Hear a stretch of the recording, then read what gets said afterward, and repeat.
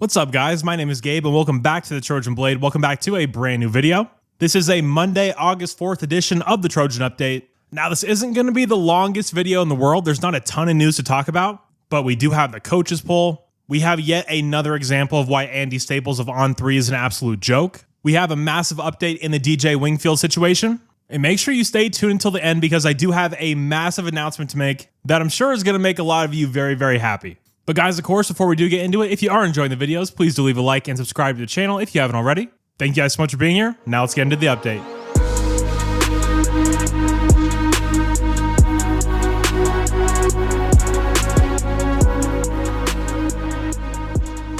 All right, first up, let's talk about DJ Wingfield. This is from Sam Ehrlich on Twitter. Judge Selna has now issued the same ruling for USC football transfer DJ Wingfield as he did for UCLA's Caden Robinson. He has denied the TRO, but issued an order for the NCAA to show cause why a preliminary injunction should not be granted with the hearing on August 18th. So we are not going to know anything until that date of August 18th. Now, it's a good thing we open with Missouri State because he is not allowed to practice until then. That's if he gets cleared. And that's obviously not a lot of time at all, turning around from them to playing a game on August 31st. But it is Missouri State. He does not need to be at top fitness level to play that game.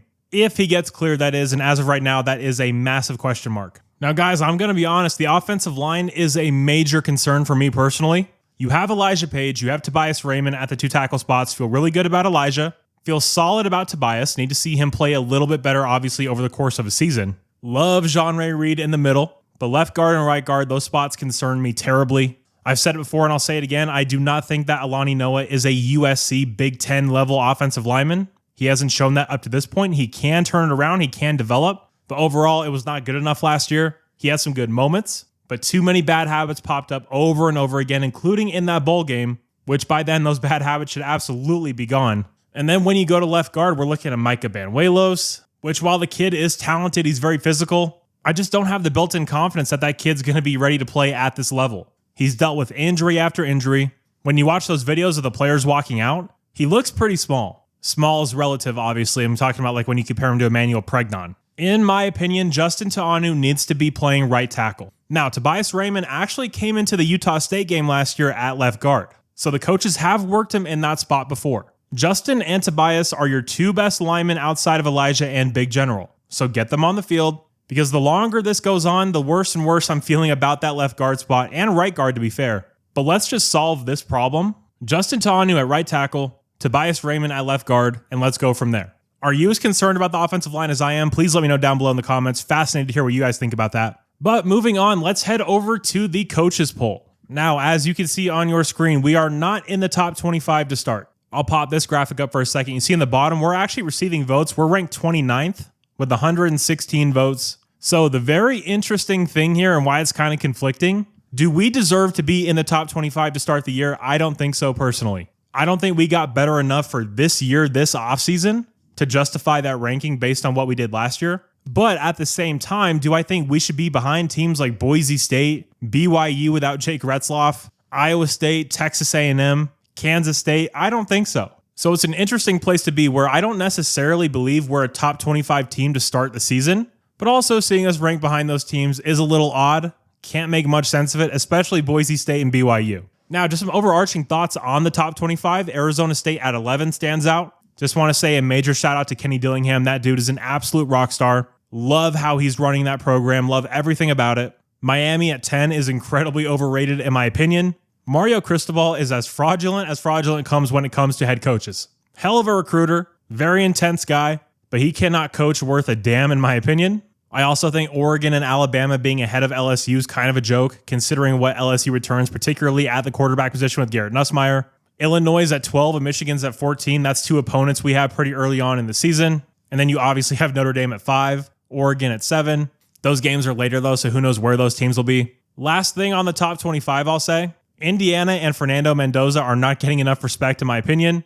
And Florida with DJ Lagway should be a top 10 team. I'm never going to cry for the SEC, especially when it comes to these kind of rankings. But yeah, I think 17 is way too low for a team like Florida. Okay, next up, let's talk about On3 and Andy Staples. So if you watch his show with Ari Wasserman, this is my public service announcement to you.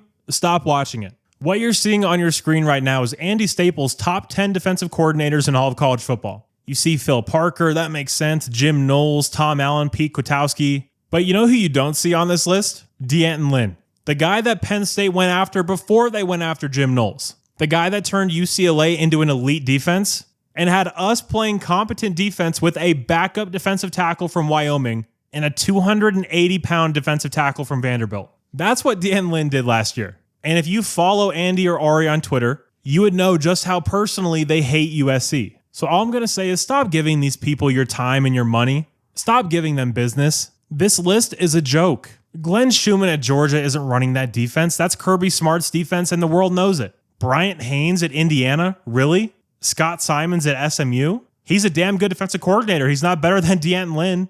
There's just so many problems with this list. These people hate USC. They don't care about their journalistic integrity or whatever. They excluded D'Anton Lynn because of one reason and one reason only, because he wears the Cardinal in gold. Plain and simple. All right, and to wrap up here. Again, I said it wasn't the newsiest day. I meant it. But I promised you guys a major announcement, and here it is. Friday, August 8th is the launch date of the USC Football Podcast, featuring myself and Tim Prangley from LAFB. We are going to be covering USC football in a purely audio, long-form format. Now, while this first episode is going to be dropping on Friday, and we're probably going to give you one episode a week leading up into the season, but guys, when the season starts, and keep in mind that these dates could change, but we think we have it locked in for now. But during the season, every single Wednesday, you're going to get a game preview, and we'll also go over news of the week and some sound clips from practice. We'll give you a deep dive into our opponent and fully get you up to speed with everything you need to know heading into that week's game. Then immediately following those games, there will be an instant reaction pod up as well. That's kind of self-explanatory. We'll either be very happy or we'll melt down.